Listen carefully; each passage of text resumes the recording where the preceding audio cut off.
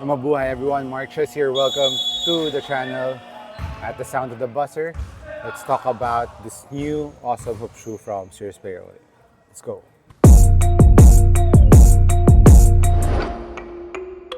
So guys, this is the Game 1 Low. It's from Serious Player only. If you don't know the brand, of course, they have the Player 1 Plus. They have Mogbo from Toronto. It was worn by the Memphis player before. Some NBA players have worn them before. Lots of college hoopers also are playing with the Serious Player only. It's spreading really nicely. They have the Easy One, Ranger One, of course the original Game One, and the Player One Plus, Player One Plus Lite. And they have been famous right now because of their drop-in midsole system that you can change up with their other shoes. But this one is another brother added to the family. So this is, I forgot the name of this. This is the something colorful. I forgot the name. Sorry about that. But it has a lot of colors. So this is the younger brother of the Game One. The Game One is known to be a very structured sneaker, a ton of support compared to the big brother Player One Plus. Player One Plus is more for the quick players and who likes a low top sneaker. But on the Game One Low, they made it similar to it, but of course they changed it up a bit that we will talk about right now. So let's start off first with the upper. The upper of the Game 1 Low is a major departure from the original Game 1 and Game 1 Mid. The Game 1 and original and the Mid had a lot of knit or threads going through the upper material of the entire sneaker. And I would say for this one, it's an upgrade in terms of how structured the Game 1. A lot of players that had tried the Game 1s and the original and the Mid, they feel like the original and the Mid are kind of stiff, but you just need to break it in a bit. And comparing it to the Game 1 Lows, this one didn't need any break-in time. But what's nice about this one is that the structure, the support that you're getting out of the upper, there's no stretch in the upper, but it's ultra light and it's not too crunchy. Usually this kind of fused material are parang it's very crunchy, very structured, but this one still soft. Just some areas that needed extra support and durability on the tip of the toe. And going to the side part, you can still see the signature TPU piece on the Game 1s. This pink piece for lateral support still give you that extra lateral support, but it doesn't constrict too much. It's without the midsole, so you can still bend it, so it's not too thick. I think they lessened the thickness here compared to the originals and the mids. So that's a major difference between the lows and the mid and the original. Plus the lacing system still on the edge, but they added the support strap here on both sides to make up for how thin the material is, and you would feel that support more and that fit that you like when you're tying up your laces. So when you're really pulling or cranking down your laces, it will hug your foot, especially around the midfoot, to secure your foot on the footbed of the sneaker, which I really like. And another, I would say, still upgrade for my style of play is the tongue. It still is thinner. They made it thinner and a lot of perforation on the tongue, and it's made out of like this felt material, which I'm not mad. Some people don't like this type of material, but for me, if you want to achieve a lighter sneaker, less weight, you would use the newer materials that are available now in the market. So they opt to use this, and the lower part of the tongue is made out of that very thin neoprene material, like nylon material, but they added some padding around the middle part, this white part. It has a bit more padding so that there's no lace pressure digging into your foot, which I think is a nice idea. And it's not too thick, but I didn't feel any skin abrasion when I was playing with it, when I was really tightening up the laces. Because at first I was kind of iffy with the material if it will support me laterally, but it did, so I really tightened it up and didn't have any discomfort on that area too. Now moving on to the back part of the sneaker, it has the TPU piece outside, but it's made out of a thinner material, I would say, thinner plastic.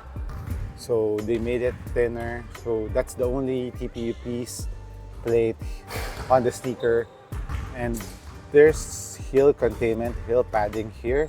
This is one area that I wish that they kind of added or beefed up a bit, similar to the original Game 1s and the Game 1 mid. I would say it will just add up a little bit more weight, not too much, but wish that they did. But I didn't experience any heel slippage. Ankle protection was still very good, and heel containment, but I would say heel containment won't be a perfect 10, but around 8.5 to 9, but still didn't experience any heel slippage on the sneaker. So the tongue is tied up on the base of the footbed so that it won't move around, which is good on the sneaker. Look how thin the materials are. You can see it from the inside. It's really ultra thin, so it's very, very light. Plus, the one other thing that made it really light is, of course, the drop-in midsole that came with it.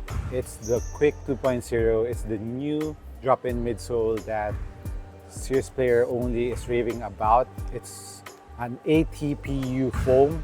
So ATPU is like the best or the most expensive type of foam because of how it's really nitro injected, and you can really feel right off the bat it's really ultra bouncy when you're running up and down the floor. But a lot of other ATPU foam, like the ones in the Adidas Evo, it's really just made for linear strides because it didn't have that much lateral support or stability, which they added here on the Quick 2.0. This plastic piece is here. It gives structure and of course stability so that when you're stepping it won't wobble too much because of how soft the material is. It also is not that hard, so when you're,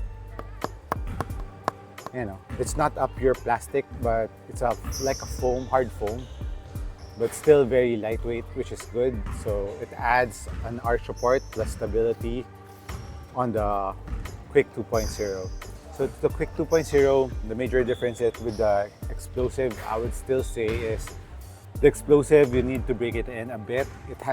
It's more dense compared to the Quick 2.0. They are very bouncy for both, and I would say for heavier players, you would still opt for the explosive. But if you're a light player, you are light on your feet, you would surely love the Quick 2.0. It's a must try. And it's like walking on clouds. Very comfortable walking with this. I plan to put this on the EC1 soon, so I have to make a video about that, changing this on the EC1. And so far, going in with the Game 1 lows, I think it's a perfect pair. Another difference between the original and the mid on the lows doesn't have that extra layer of EVA that the mid and the original has. So this one is pretty much the same in terms of the court feel with the Player 1 Plus, but it has this Quick 2.0 and it feels very, very comfortable when you're playing. I would say indoor, outdoor use, you can use the Quick 2.0 because of how plush the material is, but still the bounciness of the foam, still something to try, really try.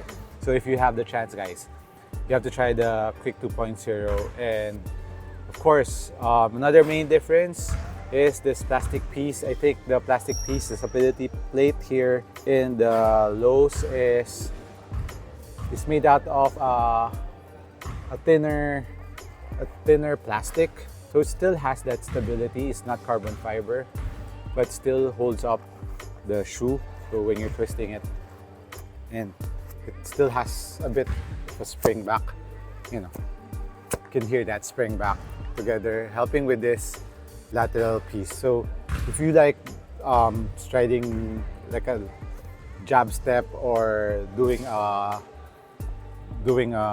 fadeaway shot, a step back shot, you will surely love this plate on the Game 1 lows, because it's really light. When the first time that I had it, sorry, but I didn't have any weighing scale here with me, but I'll be putting it in the text here of the weight of the sneaker on the edit of this video.